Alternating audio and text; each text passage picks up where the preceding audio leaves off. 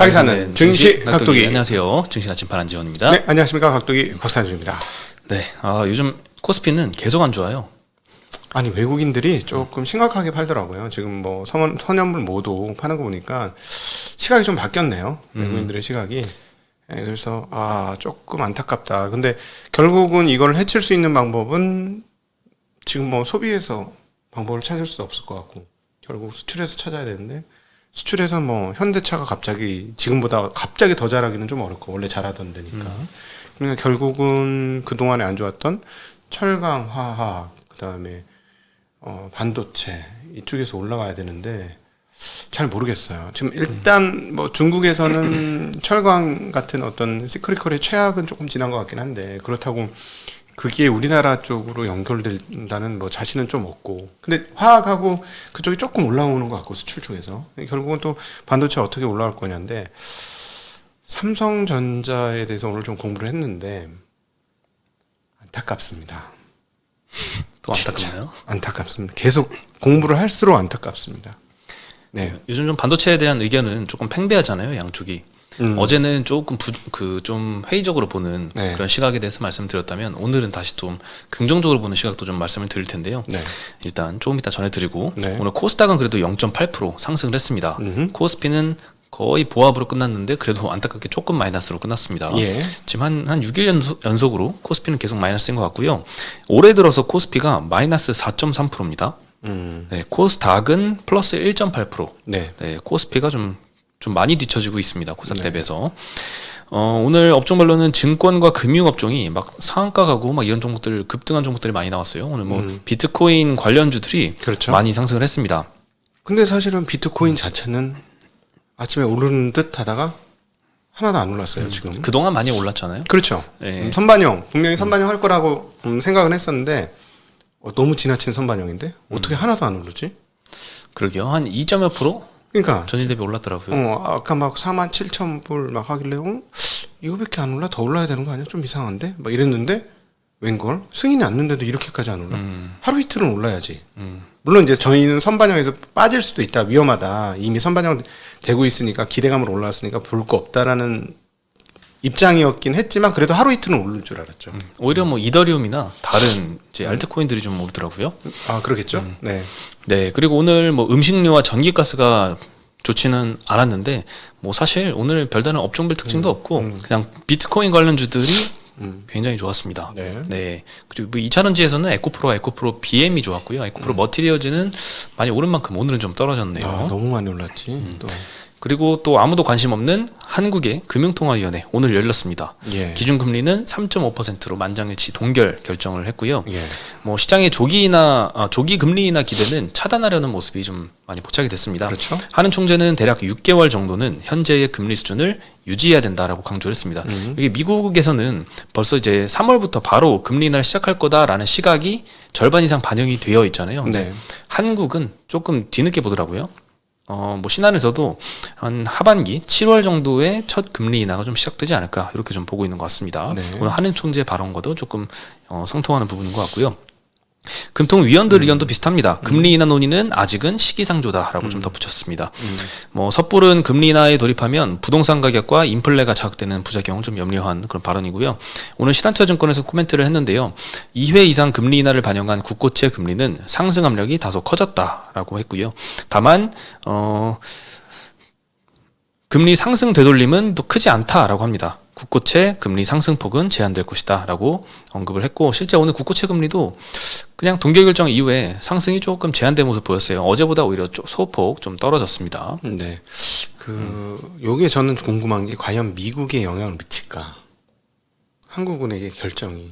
뭐 예를 들자면 BOJ 결정에 대해서는 세계적으로 관심이 좀 있잖아요. 네. 한국에는 거의 관심이 없는데 요즘 조금 한국은행이 좀 되게 주도 면밀하게 과거에 비해서 좀 뭔가 짜임새가 있어진 것 같아. 이창용 총재 오고 나서 한국은행이 좀 좋아진 느낌? 이런 걸 받아요. 그래서 국제적으로도 한국은행의 의견을 좀 받아들이지 않을까 하는 궁금증이 좀 있어요.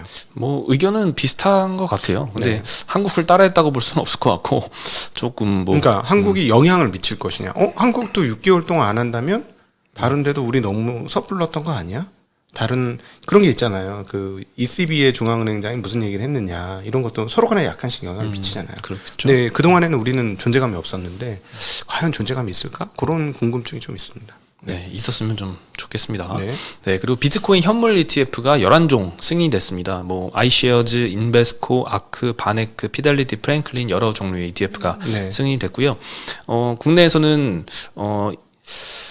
그리고 엘살바도르 여기는 죽다 살아난 것 같아요. 비트코인을 법정 화폐로 21년도 9월 달에 한창 그 코로나 이후에 이런 것들 급등할 때 그때 좀 채택을 했었는데 2년 동안 적자 상태였다가 작년 12월부터 흑자 전환을 해서 지금 미실현 수익으로는 한 166억 원 정도 수익이 지금 되고 있다. 다만 여기 현물 ETF 승인 이전이라서 지금은 조금 더 올라갔겠죠.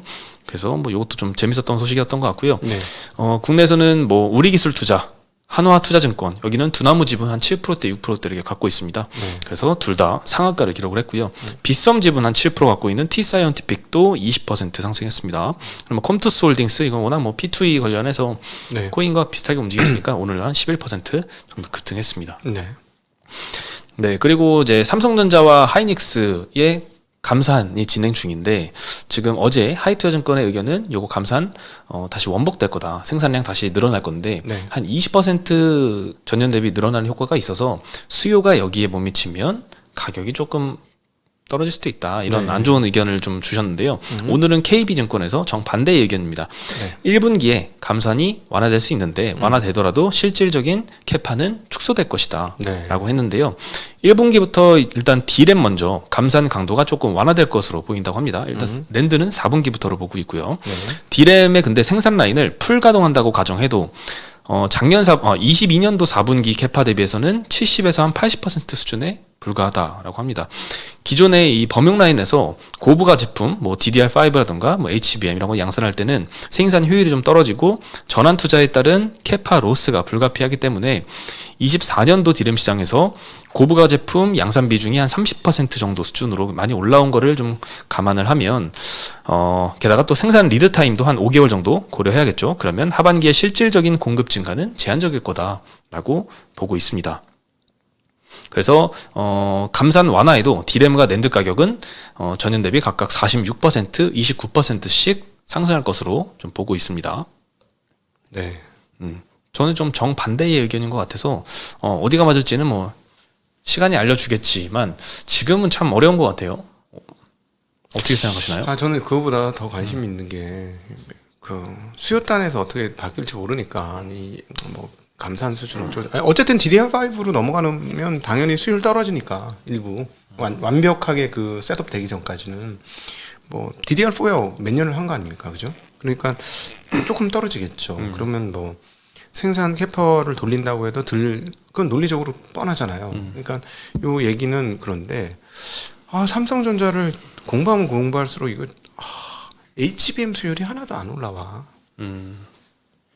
그러니까 결국은 우리 생각이 맞는 것 같아요.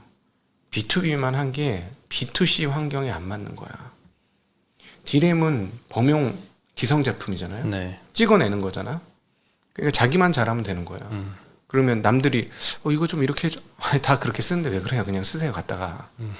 아니 비싼데 어디 가서 따로 주문하시든가. 우린 이거 만들기 위해서 바빠요. 아유, 곧 모자란다는데 안 갖고 가? 뭐 이런 분위기였는데 HBM부터는 맞춰줘야 되는 거예요. 그렇죠. 이거 좀 요거 아닌데 요거 좀 이렇게 바꿔주세요 했더니 D램에서 하던 그 B2E 정신 이거면 저는 괜찮은데 왜요? 이러는데 하이닉스 같은 경우는 배고팠잖아. 그러니까 고객님 그러세요? 알겠습니다. 고객님 원하시는 대로 바꿔드릴게요. 그게 지금의 HBM의 차이가 나온 거야. 그렇군요. 수율을 못 맞춘 거. 아니 HBM 쓸 사람한테 맞춰줘야 할 거 아니야. 제가 말씀드렸지만 이거는 꽃무늬 청바지를 남성용 꽃무늬 청바지 만드는 거랑 똑같아서 주문한 사람들 외에는 쓸 사람이 없는 거잖아요. HBM 자체라는 게. 근데 거기에 맞춰줘야 되는데 이걸 못 맞춰주는 거야. 지금 그걸 해본 적이 없어가지고. 아니 그러면 쪽팔리지만 하이닉스를 따라서 가든가. 그러니까 하이닉스가 수요를 나왔던 것들은 그 장비나 이런 것들이 다 갖춰져야 되는 거잖아요. 예를 들자면 한미반도체 장비라든가. 그걸 계속 안 들여오잖아요. 받기로 했다고 보도는 나왔는데 또 실질적으로 받는다고 공식화는 안 했으니까 모르겠습니다. 근데 거기서 또 속에 내부적으로 찾아보면 삼성전자가 받겠다고 해서 받아지는 게 아니에요. 근데 이제 공급을 한다라고 이제 보도도 나오긴 했었거든요. 누가? 예, 보도로 나왔어요. 한미는 안 해.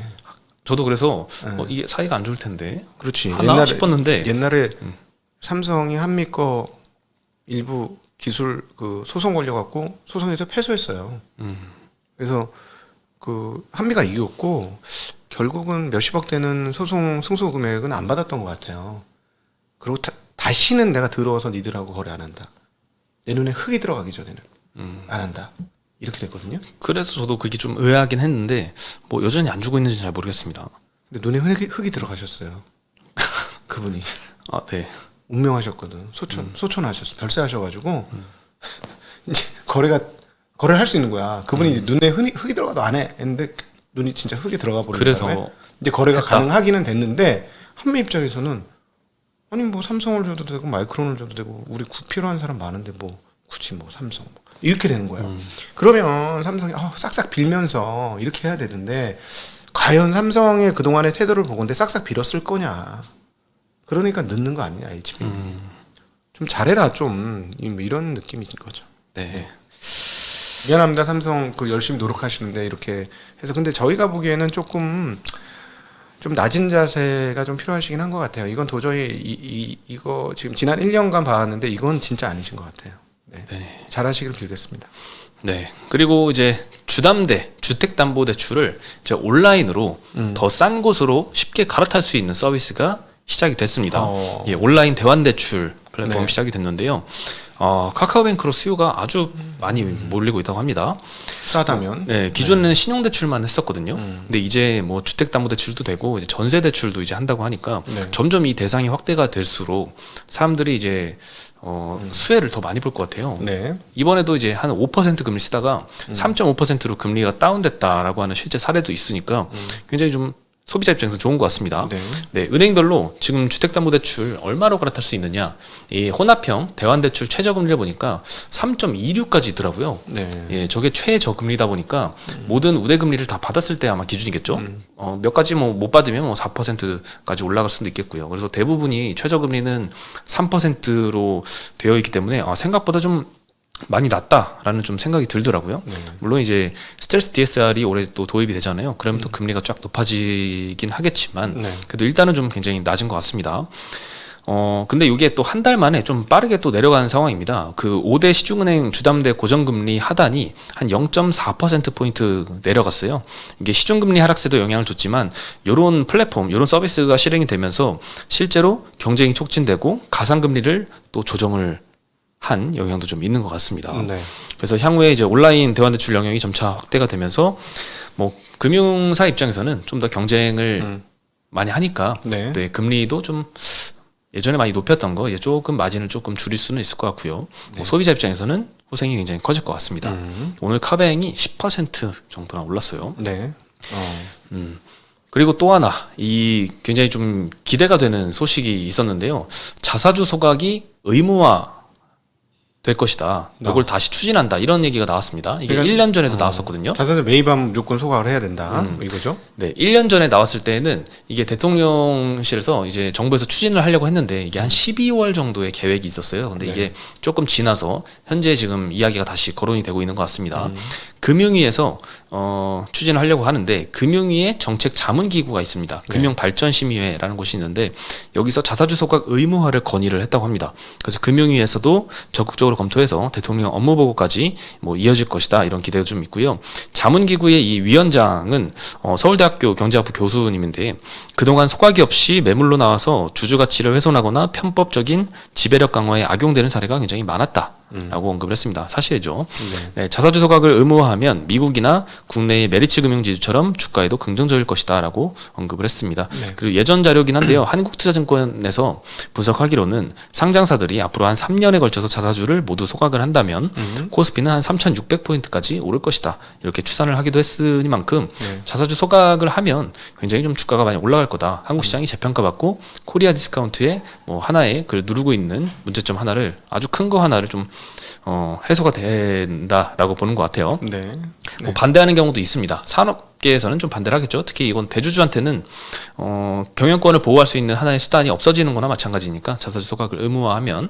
그래서 좀 부정적으로 보는 것 같은데 뭐 어떤 교수님은 자사주가 소각되는 만큼 기업이 가지고 있는 가치도 줄어든다. 포퓰리즘에 빠지면 안 된다. 이런 비판도 하기도 했습니다. 자본은 줄어들지. 주당 순이익은 올라가고 자본은 줄어들죠. 네. 그래서 자사주가 소각이 되면 그만큼 가치가 줄어든다. 이 말에 대해서 조금 깊게 좀 볼 필요가 있어요. 그래서 네. 자사주 매입과 소각을 굉장히 좀 구분을 잘 해야 됩니다. 그래서 예전에 락앤락이라고 하는 회사가 자사주를 대폭 소각을 했던 사례가 있었는데 요걸 기준으로 한번 설명을 좀 드려볼게요. 2020년도 9월 달 기준이랑 2020년도 12월 달 기준이랑 좀 다르죠. 그 사이에 11월 달에 자사주 소각을 했습니다. 117만 주 정도를 소각을 했는데요. 2020년 9월 발행 주식 수가 5,418만 주에서 자사주를 뺀 유통 주식 수가 5,300만 주였는데 자사주를 소각을 했으니까 12월 달 돼서는 자사주만큼 발행 주식 수가 줄었겠죠. 그래서 5,300만 주로 감소를 했고요. 자사주가 없으니까 뭐 뺄 게 없죠. 유통 주식 수는 그대로 5,300만 주입니다. 그러니까 발행 주식 수는 자사주 소각하면 줄어들고 유통 주식 수는 자사주 소각을 해도 그대로입니다. 그럼 여기서 EPS 변화가 어떻게 되느냐? EPS는 공식이 순이익을 발행 주식수로 나눈 게 아니라 순이익을 유통 주식수로 나눈 겁니다. 실제로 이제 재무제표에도 이렇게 기업들이 계산을 하고 있고요. 따라서 자사주를 소각한다 해도 유통 주식수는 동일하기 때문에 EPS 자체는 변화가 없습니다. 자사주 소각할 때가 아니라 자사주를 매입할 때 유통 주식수가 감소하면서 EPS가 증가하게 되는 거라서 실제로 이론적으로는 자사주 매입만 해도 주주 가치가 올라가는 건데 우리나라는 매입한 이후에 가만히 내두질 않잖아요. 이거를 팔죠. 그렇죠. 네. 그런 악용되는 사례가 너무 많다 보니까 자사주 매입만 가지고 호재로 주가가 잘 반영을 안 하곤 합니다. 그래서 자사주 소각을 의무화하겠다 이런 얘기가 좀 나오곤 있는데요. 맨 아래쪽에 보시면은 요 개념이 조금 헷갈려가지고 잘못된 이런 보도들도 좀 나오고 있습니다. 자사주 소각은 발행 주식수를 줄여서 EPS를 높이기 때문에 자사주 매입이나 배당보다 더 강력한 주주 환원책이다. 그래서 자사주 소각은 아주 중요한 정책이다라고 하고 있는데 조금 틀린 내용이긴 합니다. 자사주 소각은 발행 주식수를 줄여서 EPS를 높이지는 않습니다. 네. 뭐 유통 주식수가 변화가 없고 EPS는 유통 주식수를 기반으로 계산을 하기 때문이죠. 정리하면 자사주 매입만으로는 재무나 회계적인 주주 환원은 이미 완료가 되는 거고 문제는 한국에서는 자사주 매입만 가지고는 호재로 반영을 잘 안 해준다. 왜냐하면 이걸 다시 매각하거나 교환사채 발행할 때 이렇게 활용을 해버리기 때문에 소각이 좀 의무화된다면 이게 조금 개정이 되지 않을까 생각이 들고요. 앞에서 그 한 교수님이 말했던 자사주를 소각해야 자사주를 소각하면 그만큼 가치가 줄어든다라고 하는 거는 시가총액은 사실 줄어듭니다. 자사주 소각하면. 왜냐하면 현재 시가총액은 주가 곱하기 발행 주식수로 계산을 하기 때문에 발행 주식수는 자사주 소각한 만큼 줄어들죠. 그래서 시가총액은 줄어들긴 합니다. 근데 시가총액이 중요한 게 아니라 주주들은 주당 가격이죠. 내 한 주당 얼마냐 이게 중요한 거잖아요. 그래서 그 가치는 올라가기 때문에 뭐 자사주 소각은 긍정적으로 보는 게 맞는 것 같습니다. 아니, 근데 이거는 자사주 소각을 한 번만 했을 때 얘기고 두 번, 세 번 하면 발행 주식, 유통 주식 다 줄죠. 그럼 EPS 늘죠. 왜 안 늘어? 한 번만 한 걸 가지고 저렇게 계산하니까 그렇지. 두 번, 세 번 해봐요. 당연히 이건 그렇게 되는 거고요. 그다음에 저는 그렇습니다. 자본을 불시의 때를 위해서 잘 준비하는 거는 그건 맞고 필요하다고 보여지는데 숫자상 가치 이하로 기업 가치가 떨어졌고 기업 주가가 떨어졌고 현금을 가지고 생산력인데 쓰지 못한다면 차라리 그거를 주주한테 일부 환원하는 게 주주들이 맡긴 돈에 대한 활용성을 높여주는 방법이에요. 그렇죠. 예, 그러니까 다른 회사 5%씩 배당 주는데 우리 현금 안고 있어서 그 현금 수익률 2% 3%밖에 안 나올 거면 그냥 주주한테 좀 일부 돌려주는 게 맞아요. 자신 없으면 현금에 대해서 자신이 없으면 그 얘기입니다. 네, 무조건 해라 미국처럼 그거를 그렇게 동의하지는 않습니다. 그렇죠. 예. 네. 뭐 우리나라는 PBR 막 평균이 막 1배도 안 되고 미국은 2배 이상 받고 이러잖아요. 네. 똑같은 자기 자본 100억에 대해서 네. 얼마나 가치를 쳐주느냐의 문제인데 우리나라는 뭐 100억을 벌고 매년 100억씩 벌어도 별로 이렇게 PBR 안 쳐줍니다. 네. 왜냐하면 그 100억이 뭐 기업 네. 호주머니로 들어왔는데 내 주주 호주머니로 들어올지에 대한 의구심이 좀 가득 차 있잖아요. 주주 네. 환원율이 굉장히 낮기 때문에 그래서 여기에 대해서 조금 활용을 해줘라. 다른 뭐 인수합병을 하거나 네. 아니면 주주 환원을 통해서 뭐 배당을 하거나 자사주 매입을 해서 소각을 하거나 이렇게 해라. 그래야 시장에서 평가를 받는다. 라는 내용이 이제 뭐 현금의 재발견이라는 책에서도 뭐 그런 내용이 나오고요. 네. 그래서 어쨌든 요거는 자사주 소각을 이제야말로 금융위에서 좀 추진을 한다라는 소식이 이제 나오기 시작하고 있는데 요거는 꼭 됐으면 좋겠다라는 네. 생각이 듭니다. 그럼 자사주 매입이 없어지겠네. 코스피가 코스피 하면. 그래도 기존에 있던 이미 기매입했던 자사주만 소각하더라도 그것도 굉장히 긍정적으로 반영하지 않을까. 그럼요. 네. 발표 나기 전에 팔겠네.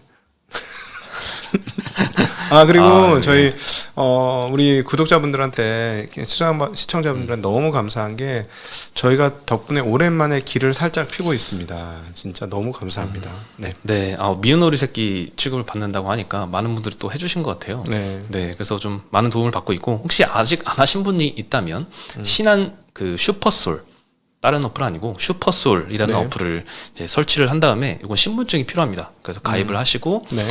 뭐 가입하실 때 이제 직원명 넣는 게 있는데 네. 처음에 신한은행으로 이게 가 있더라고요. 그래서 안지원 치면 신한은행에도 안지원이라는 직원분이 계세요. 신한은행 안지원 아주 논았을 것 같습니다. 여자분인데 네. 네. 뭐 연락 안 오나요? 네. 아직 안 왔습니다. 네. 네. 네. 신한투자증권으로 바꾸시고 직원명을 입력을 해주시면 저희가 네. 나옵니다. 그래서 네. 입력해주시면 감사하겠습니다. 네. 그리고 마지막으로 이벤트 하단의 이벤트 화면에 들어가서 1,000원에서 5만 원까지 랜덤으로 지급하니까 요것도 꼭 받으시고 현금처럼 바로 인출도 가능합니다. 네. 저희의 바람은 그룹사 전체에서 조금 튀었으면 이번에는 한번 이로 인해 튀었으면 얘네들 뭐야 이러면 구독자분들이 만들어 주셨습니다라고 얘기 한번 꼭 해보고 싶은 마음이 있습니다. 네. 네. 어쨌든 지금까지도 많이 도와주셔서 너무 네, 감사드리고요. 너무 감사합니다. 저희도 네. 그만큼 다시 정보 공유로 많이 베풀겠습니다. 네. 네, 저희 내일 다시 인사드리겠습니다. 네, 안녕.